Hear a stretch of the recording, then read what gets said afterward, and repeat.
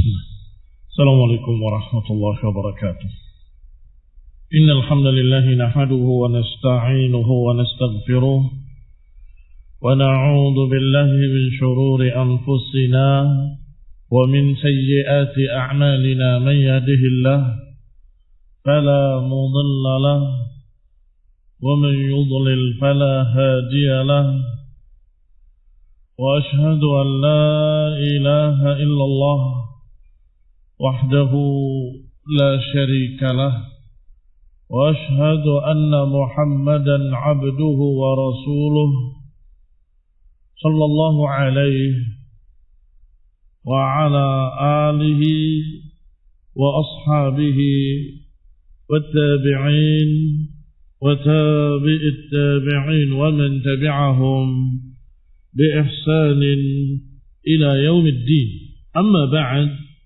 وقال بعض أصحابنا لا يمنع الصلاة فيها لأنه لا يتناولها اسم المقبرة وليس في كلام أحمد ولا بعض أصحابه هذا الفرق بل عموم كلامهم يقتضي منع الصلاة عند كل قبر.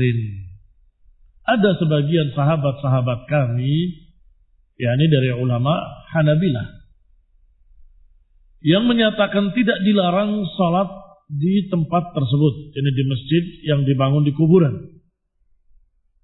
Katanya, li'annahu la yatanawaluha ismul maqbarah, karena tidak mencakup namanya kuburan. Ini sudah lagi bukan kuburan. Ini kuburan. Kemudian dibangun masjid. Maka sekarang kuburan apa masjid? Sebagian ulama kami menyatakan bahwa namanya sudah masjid, bukan kuburan lagi. Maka boleh sholat di dalamnya. Kata sebagian mereka. Walaysa fi kalami Ahmad wala ba'di ashabihi hadzal farq. Tetapi tidak ada dari ucapan Imam Ahmad rahimahullah dan juga dari pengikut-pengikutnya dari ulama Hanabilah, tokoh-tokoh murid langsung Imam Ahmad, nggak ada yang membedakan antara keduanya. Ini dengan ini. Satu, dua. Nggak ada yang membedakan. Kalau dibangun masjid di kuburan, berarti terang-terangan menentang ucapan Rasulullah SAW, jangan jadikan kuburanku sebagai masjid. Dan juga larangan untuk salat di dalamnya. Untuk salat di kuburan atau salat di masjid yang dibangun di kuburan.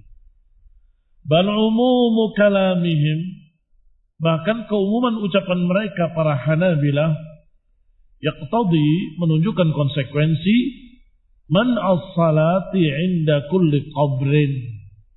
Semuanya sepakat melarang salat di atas kuburan. Apakah kuburan yang dibangun ataupun yang tidak dibangun?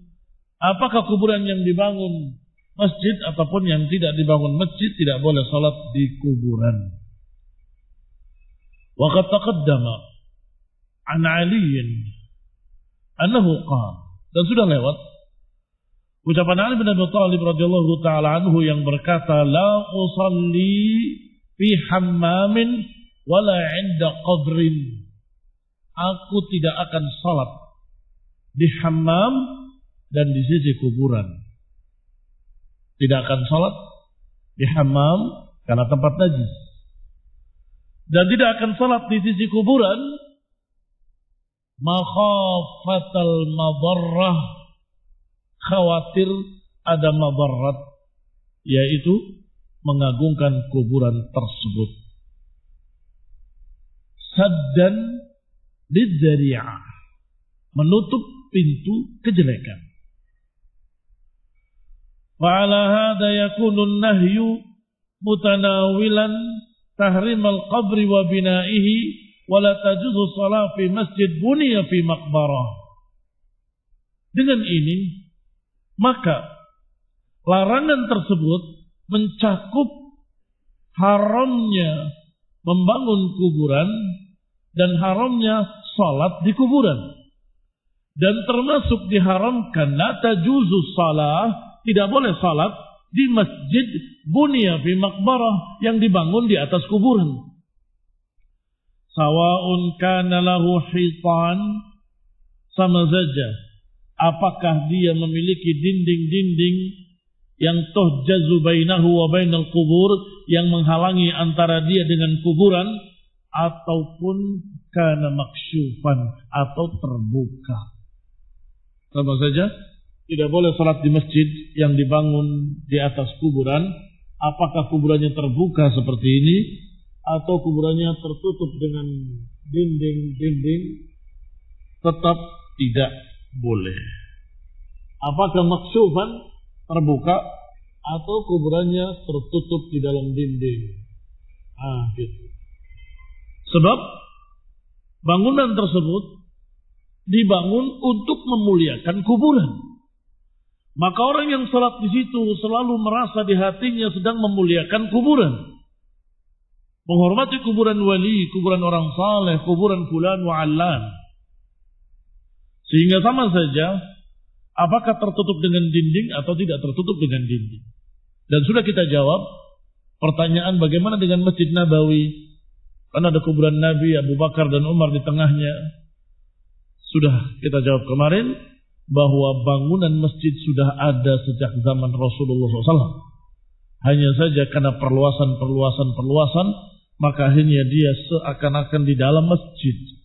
Dan itu pun sudah diatur oleh para ulama untuk jangan menyengaja salat menghadap kamar Aisyah itu yang di dalamnya ada kuburan Nabi. Tidak boleh menyengaja. Tetapi kalau salat jamaah, maka sutrah yang dilihat sutrahnya imam, dan sutrah imam jauh di depan kuburan. Maka makmumnya walaupun kebetulan dapat saf di belakang kamar Aisyah tidak mengapa, karena sutrahnya sutrah imam. Kembali kepada kitab. Qala fi riwayatil Asram, dia berkata di dalam riwayat Al-Asram, idza kana al-masjidu bainal qubur la yusalla fihi al-fariḍah. Kalau masjidnya ada di tengah-tengah kuburan atau di tengah-tengah perkuburan, maka jangan salat padanya salat wajib fariḍah. Cukup dijadikan sebagai tempat salat jenazah saja. Tempat salat jenazah saja.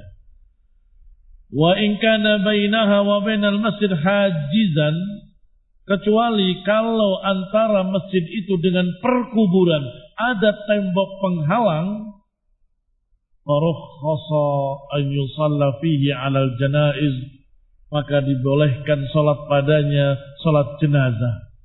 Wa la yusalla fihi 'ala ghairil janaiz, dan tidak boleh mengerjakan salat selain salat jenazah. Wadakara hadis Abi Marsad. Kemudian dibawakan hadis Abu Marsad radhiyallahu taala anhu dari Nabi sallallahu alaihi wa ala alihi wasallam. La tusallu ilal qubur. Jangan kalian salat menghadap ke kuburan. Jangan kalian salat menghadap kepada kuburan. Berarti larangan ada dua. Ada larangan salat di kuburan dan ada larangan salat menghadap kuburan.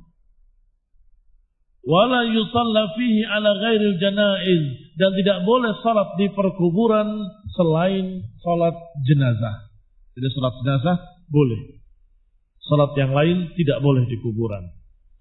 Walau tatabba'na wa dzakara al-hadits Abi Marsad wa isnaduhu jayyid. Hadis Abi Marsad sanadnya bagus, jayyid. Silakan dibaca dalam kitab Iqtida' Shiratal Mustaqim fi Mukhalafati Ashabil Jahim, juz kedua, halaman 672. Walau tatabba'na kalamal ulama, dan kalau kita menelusuri ucapan para ulama fi dzalik, dalam masalah ini, lahtamala iddata awra. Kalau kita telusuri semua ucapan para ulama dalam masalah ini, niscaya akan membutuhkan sekian halaman. Saking banyaknya pendapat ulama yang melarang salat di kuburan, kecuali salat jenazah. Fatabayyana bihadza anna al-ulama rahimahumullah bayyanu anna illatan nahi ma yuaddi ilaihi dzalik.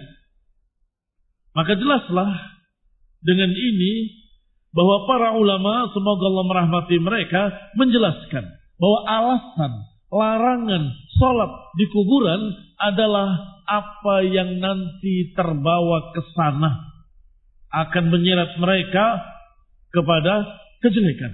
Apa kejelekan yang dikhawatirkan? Minal ghuluwi fiha. Pertama, ghulu, melampaui batas terhadap orang yang dikubur.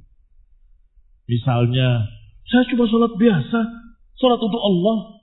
Masa di sisi kuburan orang sholat nggak boleh? Jangan. Ini kan sholatnya untuk Allah. Maksa. Sholat untuk Allah. Ya Allah. Inna sholati wa nusuki wa mahyaya wa mamati lillahi rabbil alamin. Asalnya lillahi rabbil alamin, hanya untuk Allah rabbul alamin. Tiba-tiba merinding. Di kuburan ini sholatnya. Masya Allah, saya sholat di sini terasa lebih khusyuk, lebih dekat dengan Allah. Tiba-tiba terasa agak lain. Wah, ternyata kuburan ini berpengaruh. Nah, mulai. Mungkin karena dikubur orang soleh. Sholat lagi di sana, tiba-tiba hatinya terasa sedih, berlinang air mata. Masya Allah, memang sholat di sisi kuburan orang soleh itu istimewa, lain. Mulai dia berbeda penilaiannya, menganggap di kuburan lebih baik daripada di masjid. Jelas menyalahi hukum Allah dan Rasulnya, menyalahi ayat dan hadis. Ayat menyuruh wa antum aqifuna fil masajid, hendaklah kalian beribadah i'tikaf di masjid. Sedangkan kalian menganggap di kuburan lebih baik. Rasulullah SAW menyatakan, siapa yang tidak pergi ke masjid akan aku bakar rumah-rumah mereka. Ternyata mereka malah datangnya ke kuburan, bukan ke masjid. Katanya di kuburan lebih mantap. Ini sudah bid'ah. Masih kemudian melanjutkan dari bid'ah, mulai bergeser pada kesyirikan. Mengapa? Tidak lagi memanggil Allah, tetapi memanggil orang soleh tadi. Ya waliullah, wahai orang soleh, wahai Habibullah, wahai Syekh Fulan Maulana, Fulan ibn Fulan. Aghithna, bantu kami. Walaupun asalnya cuma minta syafaat. Ya Syekh Fulan, belalah aku nanti di sisi Allah. Bantulah aku nanti di sisi Allah. Dukunglah aku nanti di sisi Allah. Itu sudah cukup sebagai kesyirikan. Karena dia berdoa pada selain Allah. Meminta pembelaan pada selain Allah. Itu sudah syirik. Apalagi kemudian melupakan Allah. Dan hanya orang soleh yang dipanggil. Ya Syekh Fulan, ya Wali Fulan. Lain kembali kepada kitab. Kekhawatiran tadi yang menyebabkan dilarangnya sholat di kuburan, apalagi kuburan orang soleh, kuburan wali, kuburan Fulan ibn Fulan yang terkenal, itu khawatirnya nanti malah ghulu, mengagungkan orang mati. Wa ibadatuha min dunillah, yang akhirnya justru beribadahnya kepada yang dikubur, berdoanya kepada mayit. Ya wali fulan, ya syekh fulan. Kama huwal waqi' wallahul musta'an. Sebagaimana yang sudah terjadi. Wallahul musta'an. Allah lah tempat kita meminta perlindungan. Sudah terjadi apa belum? Sudah. Mereka-mereka yang datang ke kuburan para wali, bukan hanya ziarah kubur yang syar'i. Bukan hanya ziarah kubur yang dianjurkan oleh Rasulullah SAW. Tidak. Mereka di sana meratap, memanggil, meminta, beristighosah, memanggil namanya ya wali fulan, ya wali fulan. Ini sudah terjadi. Illa man rahimah rabbuh. kecuali orang yang masih dirahmati oleh Allah Subhanahu wa ta'ala. Wa qad hadatsa ba'd al-a'immah man yu'taddu biqaulihim unasun kathura fi abwabil ilmi billahi ittirabuhum wa ghalladu an ma'rifati ma ba'atha Allahu bihi rasulahu min al-huda wal ilmi wa hijabuhum wa qayyadu nusus al-kitab was sunnah biquyudin awhanat al-inqiyad wa ghayyaru biha ma qasada Rasul sallallahu alaihi wasallam bin nahyi wa arad. Qala, dan terjadi setelah para imam-imam. Ini setelah masanya para imam. Dari orang yang dianggap ucapan mereka. Yu'taddu biqaulihim, yang dianggap ucapan mereka. Bahwa unasun, ada beberapa orang. Kathura fi abwabil ilm, yang mengerti banyak tentang bab-bab ilmu tentang Allah. Tetapi kathura fi abwabil ilmi billahi tirabuhum, tetapi banyak kegoncangan mereka dalam ilmu tentang Allah. Wa ghalladu an ma'rifati ma ba'atha Allah bihi rasulahu. Cetakan kalian semua dengan titik ghalladu atau ada yang dengan ta. Dia cetakan kalian pakai titik enggak? Ghalata atau ghalada? Hah? Go semua. Baik. Kalau ghalata maknanya salah paham dalam mengenali apa yang Allah utus Rasulnya membawanya. Tapi kalau ghalada keras dalam mengenali apa yang dibawa oleh Allah dan Rasulnya dari petunjuk ilmu. Hijabuhum. Berarti ghalada memang. Fa'inna ghalada hijabuhum. Unas, orang-orang ini terhadap ilmu Allah dan ilmu Rasulnya, ghalada hijabuhum. I'rabnya harus benar. Ghalada, tebal dindingnya untuk bisa memahami. Berarti terhalang hijab. Ghalada, mereka sangat tertebal halangannya dari mengenali apa yang dibawa oleh Allah dan Rasulnya, apa yang dibawa oleh Rasulnya dari Allah tentang petunjuk dan ilmu. Ghalaba hijabuhum, didomahkan di ba, hijabu sebagai fa'il dari ghalaba. Karena tebalnya hijab, mereka tidak bisa memahami. Faqayyadu nusus al-kitab was sunnah, akhirnya mereka mengikat, memberikan syarat-syarat pada kitab dan sunnah dengan quyudin auhanatil inqiyad, dengan ikatan-ikatan yang sangat lemahnya. Wa ghayyaru biha ma qasadahu Rasul, dan merubah apa yang dituju oleh Rasul, apa yang arada bihi Rasul, apa yang diinginkan oleh Rasul, apa yang dimaukan oleh Rasul, apa yang dituju oleh Rasul sallallahu alaihi wa ala alihi wasallam, mereka rubah. Oh, bukan karena khawatir disembah, bukan karena khawatir ghulu berlebihan terhadap orang soleh, bukan karena khawatir mengagung-agungkan orang mati, bukan karena khawatir penyembahan berhala, bukan. Hanya karena ini dan karena itu. Mengapa dia rubah tujuan Nabi dengan yang lain? Karena kesalahpahaman. Karena tebalnya hijab yang menghalangi mereka dari memahami apa yang dimaksud oleh Allah dan apa yang dimaksud oleh Rasulullah sallallahu alaihi wa ala alihi wasallam. Faqala ba'duhum, maka di antara mereka berkata, an-nahyu 'anil bina' 'alal qubur yakhtassu bil maqbarah al-musabbalah larangan untuk membangun kuburan itu khusus pada makbarah yang masih basah. Wa nahyu 'anil salati fiha, dan larangan untuk salat di atasnya litanajjusiha, karena najisnya bisadidil amwat, karena najisnya sodid.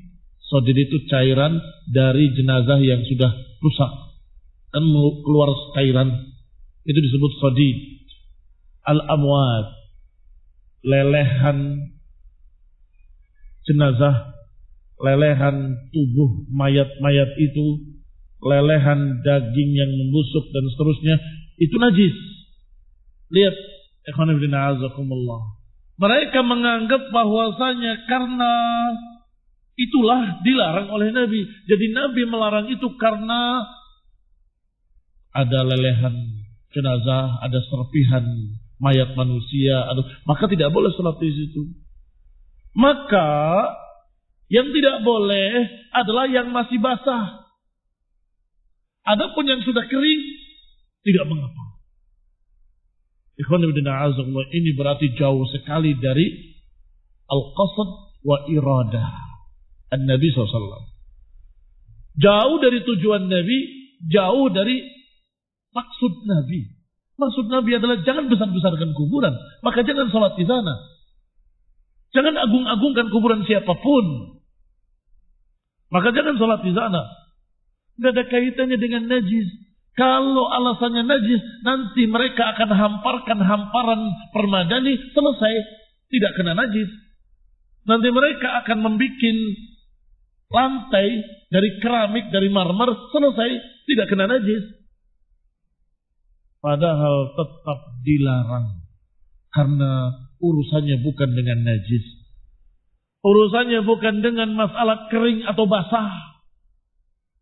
Urusannya adalah, barakallahu fikum, jangan sampai manusia mengagung-agungkan orang mati, mengagung-agungkan kuburan, yang akhirnya membesarkannya, memuliakannya, yang nanti ujung-ujungnya adalah penyembahan kepada orang mati, yaitu berdoa dan meminta kepada orang mati, memanggil-manggil ya fulan, padahal sudah mati. Kalau ada orang yang memanggil orang mati dengan ya syekh fulan, ya wali fulan, ya maulana fulan, artinya orang tadi meyakini orang mati tadi maha mendengar, maha mengetahui, dan maha mengabulkan doa. Iya Pak ya? Sebentar, kamu mengapa mengambil orang mati? Kamu yakin dia maha mendengar? Oh iya, dia maha mendengar. Kalau nggak dengar, ngapain saya ngomong? Baik. Kamu kok minta? Apakah dia maha memberi? Oh iya, dia akan mengabulkan doanya. Lihat. Kalau dia tahu tidak akan mendengar dan tidak akan mengabulkan doa, nggak mungkin memanggil-manggil, nggak mungkin berdoa kepadanya. Alaysa kadzalik? Bukankah demikian? Maka kalau ada orang yang meratap sampai menangis, ya Syekh Fulan, aghithna. Makna aghithna adalah aku meratap kepadamu, tolonglah aku. Berarti orang ini meyakini orang mati tadi seperti Tuhan, seperti ilah, bisa mendengar, bisa mengetahui, bisa memberikan, bisa mengabulkan doa, bisa membantu, bisa menolong. Jelas ini kesyirikan yang nyata, kesyirikan yang hakiki. Maka kaum muslimin rahimani wa rahimakumullah, jangan masuki pintunya. Apa pintu kesyirikan tadi? Pintu kesyirikan tadi adalah kamu besarkan kuburannya dengan dibangun. Atau kamu besarkan kuburannya dengan bikin masjid. Atau kamu besarkan kuburannya dengan sholat di sana, ibadah di sana, qiraah di sana, zikir di sana. Itu membesar-besarkan kuburan. Jangan. Makmurkanlah masjid. Ramaikan masjid dengan zikir. Ramaikan masjid dengan salawat. Ramaikan masjid dengan salat. Ramaikan masjid dengan ibadah. Bukan kuburan yang diramaikan. Dan sebagian ibadah kita kerjakan di rumah, agar rumah kita bercahaya.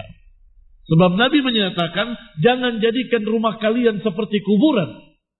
Bacakanlah surat Al-Baqarah, karena sesungguhnya syaitan akan lari dari rumah yang dibacakan surat Al-Baqarah. Nabi menyatakan jangan jadikan seperti kuburan. Apa maknanya? Maknanya kuburan tidak dikerjakan salat di sana, tidak dibacakan Al-Baqarah di sana, nggak dibacakan Quran di sana. Jadikanlah rumah kalian bercahaya dengan salat, dengan ibadah, ini salat-salat sunnah, dengan qiraatul Quran. Jangan jadikan rumah kalian seperti kuburan. Jangan jadikan rumah kalian seperti kuburan. La taj'alu buyutakum qubura. La taj'alu buyutakum qubura. Jangan jadikan rumah kalian seperti kuburan. Sangat jelas perbedaannya. Rumah disuruh untuk dihiasi dengan ibadah, kuburan tidak. Tidak diperintahkan sama sekali. Bagaimana kalau mendoakan mereka? Doakan mereka dari manapun. Allah Maha mendengar, Maha melihat, Maha mengabulkan doa. Bagaimana kalau salawat dari manapun? Allah akan sampaikan salawatnya kepada Nabi. Bagaimana kalau salam? Inna lillahi malaikatan sayyahin. Sesungguhnya Allah memiliki malaikat-malaikat yang berkeliling, yang menyampaikan salam-salam kalian kepada Rasulullah SAW. Wa ma anta wa man bisyam atau bil Andalus illa sawa. Tidaklah kamu yang ada di Madinah dan mereka yang ada di Andalusia kecuali sama. Begitu mengatakan assalamu alayka ya Rasulullah, disampaikan oleh Allah salamnya kepada Rasulullah. Dimanapun Anda berada, bersalawatlah, berikan salam kepada Nabi, akan sampai kepada beliau. Assalamu alayka ya Rasulullah warahmatullahi wabarakatuh. Assalamu alayka ayyuhan nabiyyu warahmatullahi wabarakatuh. Ketika salat, ketika tahiyat, kita ucapkan salam itu, disampaikan oleh Allah. Wa ma antum wa man bil Andalus illa sawa. Tidaklah kalian yang di Madinah dan mereka yang di Andalusia kecuali sama. Qala, maka pendapat yang itu karena najis, tidak boleh itu kalau masih basah, karena masih basah itu masih ada lendir-lendir mayat, dan itu najis dan seterusnya. Hadza kulluhu batilun min wujuh atau li wujuhin. Alasan-alasan ini salah, batil dari berapa sisi? Kita lihat satu persatu. Sisi pertama, annahu minal qawli 'ala Allah bila ilmin. Itu karena najis, karena lelehan jenazah, lelehan mayat, itu karena lendir, nanah dan seterusnya. Itu qawlu 'ala Allah bila ilmin. Berbicara atas nama Allah tanpa ilmu. Karena gak ada dalilnya. Apa dalilnya? Kalau larangan tersebut karena masalah serpihan-serpihan jenazah atau lelehan-lelehan jenazah. Wa huwa haramun binassil kitab. Berbicara tanpa hujjah, berbicara agama tanpa ilmu, dilarang, haram hukumnya. Yang kedua, alasan kedua. Annama qaluhu la yaqtadi la'na fa'ilihi. Kalau hanya karena najis, tidak sampai dilaknat. Apakah ada dalil siapa yang sholat dalam keadaan sejadahnya najis dilaknat oleh Allah? Ada? Orang siapa yang sholat pakaiannya najis maka dilaknat oleh Allah? Tidak ada. Kalau karena najis, la yaqtadi la'na fa'ilihi, tidak sampai ada laknat bagi pelakunya. Wattaghlid, tidak mungkin ada larangan keras dari Nabi SAW. Wa mal mani' lahu min an yaqula, apa yang menghalangi beliau kalau beliau berkata man shalla fi buqatin najisah fa alaihi la'natullah. Kalau saja gara-gara najis dilaknat, Nabi bisa berkata, siapa yang salat di tempat yang najis, maka atasnya laknat Allah. Jangan seperti Yahudi dan Nasrani. Tidak seperti itu. Bahkan Yahudi dan Nasrani lebih berhati-hati dari najis. Sampai kebablasan. Baju yang terkena najis bukan dicuci, digunting oleh mereka. Dibuang. Dilubangi. Dibuang najisnya. Tetapi di sini dikatakan la'anallahu al-yahuda wan nasara. Allah melaknat Yahudi dan Nasrani karena menjadikan kuburan sebagai tempat ibadah. Masa alasannya masalah najis? Wa yalzam ala maqalahu haula, dan juga konsekuensi dari ucapan mereka, anna Nabi SAW lam yubayyin al-illah, berarti kalian menganggap Nabi tidak menerangkan alasan sehingga kalian mencari sendiri. Begitu. Kalian menganggap bahwa Nabi tidak menerangkan alasannya sehingga kalian mencari sendiri, mungkin karena najis. Begitu. Nabi tidak membiarkan umatnya dalam keadaan bingung. Nabi tidak membiarkan mereka tanpa penjelasan. Wa halal ummah fi bayaniha. Nabi tidak membiarkan umat dan Nabi mengarahkan mereka dengan penjelasan-penjelasan. Alaman yaji'u ba'dahu, yaitu dengan orang-orang yang datang setelah Nabi. Wa ba'dal qurunil mufaddalah wal a'immah, dan juga orang-orang yang datang dari setelah generasi yang terbaik, setelah sahabat, setelah tabi'in, setelah tabi'it tabi'in. Apakah Nabi membiarkan mereka bingung? Alasannya apa ya? Tidak. Nabi jelaskan dengan sangat jelas. Karena hadisnya bukan satu. Ada kalimat dilaknat orang yang menjadikan kuburan sebagai masjid. Ada larangan, jangan jadikan kuburanku sebagai masjid. Ada larangan, wa inni anhaakum an dalik, aku melarang kalian dari yang demikian. Dan ada lagi larangan, jangan jadikan kuburanku sebagai tempat atau sebagai berhala yang disembah. Bukankah itu alasan? La taj'al qabri watanan yu'bad. La taj'al qabri watanan yu'bad. Jelas apa enggak jelas itu alasan? Sangat jelas. Jangan jadikan kuburanku sebagai masjid. Jangan jadikan kuburanku sebagai tempat ibadah. Dan ada lagi, jangan jadikan kuburanku sebagai Id. Apa Id? Hari raya. Bukan hari raya. Amalan hari raya. Bukan amalan hari raya. Kumpulan manusia. Saya jawab, tiga-tiganya benar. Id adalah yaumun ya'ud, hari yang berulang. Wa'id adalah fi'il khas fihi. Wa'id adalah jam'un nas fihi. Kalau ada tiga ini maka itulah Id. Satu, hari yang berulang. Setiap tahun, setiap bulan, setiap pekan. Maka Jumat berulang tiap pekan. Ada ibadah khusus di dalamnya, sholat Jumat. Dan ada kumpulan manusia di masjid. Maka itu Id, hari raya. Per pekan adalah hari Jumat. Maka kalau ada hari yang berulang, kemudian ada perbuatan khusus di sana, dan ada keramaian manusia, maka itu Id. Nabi menyatakan, jangan jadikan kuburanku qabri watanan yu'bad. Jangan jadikan kuburanku berhala yang disembah. Jangan jadikan kuburanku sebagai tempat perayaan. Berkumpul di sana setiap Jumat Kliwon. Berkumpul di sana setiap haul. Berkumpul di sana setiap hari ini, setiap hari itu. Itu hari berulang. Dan ada acara di sana. Membaca ini, membaca ini, membaca ini. Dan ada yang ketiga, kumpulan manusia di sana. Ramai seperti pasar malam. Nabi melarang. Jangan jadikan kuburan sebagai tempat perayaan. Berarti barakallahu fikum, larangan untuk sholat di kuburan, larangan untuk ibadah di kuburan, alasannya ini. Nanti lama-lama akan menjadi wasanan tu'bad.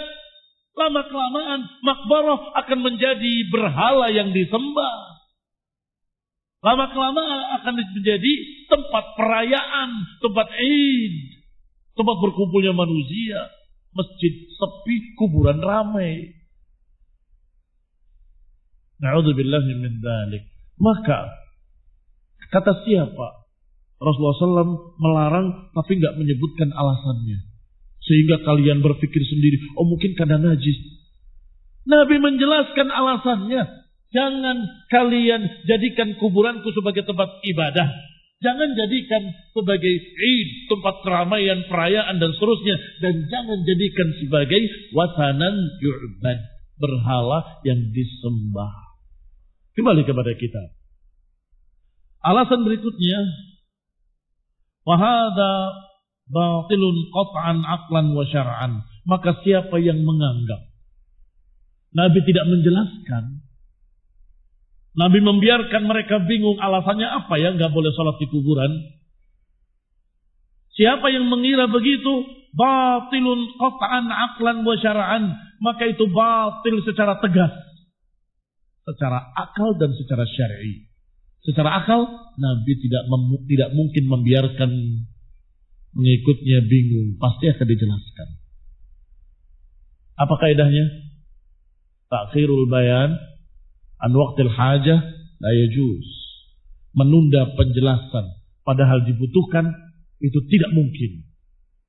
Ini Nabi menunda penjelasan padahal sangat dibutuhkan, tidak mungkin. Pasti dijelaskan. Secara syar'i ada dalil-dalil yang menunjukkan bahwa Rasulullah SAW mengajarkan kulla syai', segala sesuatu. Tidak mungkin ada yang disembunyikan. Lama yalzamu alaihi min anna ar-rasul ajiza anil bayan. Karena konsekuensinya berarti mereka menuduh Rasulullah SAW tidak mampu menjelaskan. Atau tidak menjelaskan.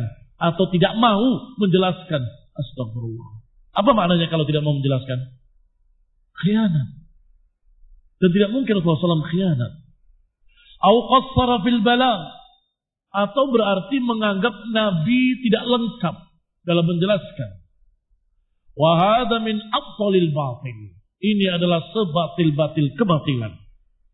Fa inna Nabi sallallahu alaihi wasallam ballaghal balaghal mubin. Karena Nabi SAW benar-benar menyampaikan dengan penyampaian yang sangat jelas. Wa qudratuhu fil bayani fawqa qudrati kulli ahad. Dan kemampuan beliau untuk menjelaskan di atas kemampuan siapapun.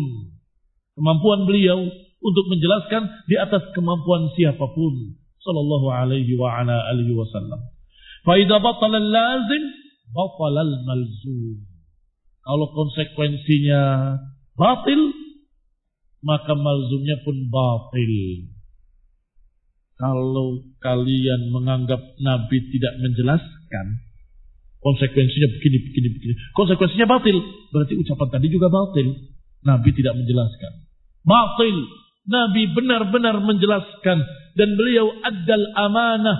Wa nasahal ummah. Beliau menyampaikan amanah. Beliau menasihati umat. Beliau menjelaskan dengan balaghul mubin. Dengan penjelasan yang nyata dan sangat jelas. Wa yuqalu aydan. Dan dikatakan juga. Hadal la'nu wa taghlidu asyadidu innama huwa fi man ittakhadha qubur al-anbiya'i masajid. Dikatakan juga bahwa laknat ini, kerasnya larangan ini, ancaman yang keras ini pada orang yang menjadikan kuburan Nabi sebagai masjid. Kuburan para Nabi dijadikan sebagai masjid, dilarang keras. Padahal kuburan para nabi. Bukankah kuburan para nabi tidak najis? Bukankah nabi akan terus terjaga utuh, tidak hancur jenazahnya? Wa ja'a fi ba'dhin nusus. Telah datang dalam berbagai macam nas-nas. Ma ya'ummul anbiya aw ghairihim. Yang mencakup larangan terhadap kuburan para nabi ataupun yang bukan nabi. Walau kanat hadhihi hiyal illah, kalau saja alasannya adalah itu, maksudnya najis tadi, lakanat muntafiyatan fi kuburil anbiya, maka niscaya itu tidak ada pada kuburan para nabi. Kalau alasannya najis, maka sesungguhnya tidak ada najis itu pada kuburan nabi. Nabi manapun, al-anbiya alaihimus salatu wassalam. Limadha? Likauni ajsadihim qoriyatan. Karena jasad-jasad mereka tetap segar. Qoriyah, segar, tidak hancur, tidak membusuk, tidak rusak. La yakunu laha sadidun. tidak ada lelehan, tidak ada nanah, tidak ada serpihan, nggak ada sesuatu yang najis yang yamna' anis salah inda kuburihim. Tidak ada kotoran najis yang menghalangi salat di sisi kuburannya. Iya kan? Kuburan para nabi tidak najis. Fa idza kana an-nahyu 'an ittikhadil masajid 'inda al-qubur. Kalau larangan menjadikan masjid di kuburan-kuburan para nabi, dan larangan itu dimulai dengan larangan kuburan para nabi dan kuburan orang saleh berikutnya, ulima annal illah, maka diketahui bahwa illatnya bukan najasah. Karena kuburan nabi pun tidak boleh jadikan tempat salat. Karena kuburan orang saleh, para wali juga tidak boleh dijadikan sebagai tempat ibadah. Padahal kuburan nabi bersih, terjaga, karena jasadnya tidak hancur, tetap sergah, tetap segar. Demikian pula para aulia, para wali. Ulima annal illah ma dzakarahu haula'il ulama. Maka jelaslah bahwa alasannya adalah apa yang disebutkan oleh para ulama, yaitu menutup pintu kejelekan, khawatir membesarkan kuburan, khawatir mengagungkan orang mati, khawatir akhirnya menjadi sesembahan sesuai dengan apa yang diucapkan oleh Nabi dalam hadis-hadisnya. Jangan jadikan kuburanku wasanan du'bad, jangan jadikan kuburanku sebagai berhala yang disembah, jangan jadikan kuburanku sebagai id, sebagai tempat pertemuan, tempat keramaian, tempat ibadah dan seterusnya. Walhamdulillahi ala zuhuril hujjah. Alhamdulillah atas tegaknya hujjah. Wa bayanil mahajjah. Alhamdulillah atas tegaknya hujjah dan jelasnya mahajjah. Mahajjah adalah jalan. Bayan al-mahajjah ay bayanut tariq. Jelasnya jalan. Walhamdulillahilladzi hadana li hadza. Alhamdulillah yang telah memberikan petunjuk kepada kita ke dalam jalan ini. Wa ma kunna linahtadiya laula an hadanallah, dan kita enggak akan terbimbing dalam hidayah kalau bukan karena Allah yang memberikan petunjuk kepada kita. Alhamdulillah alladzi hadana li hadza wa ma kunna linahtadiya laula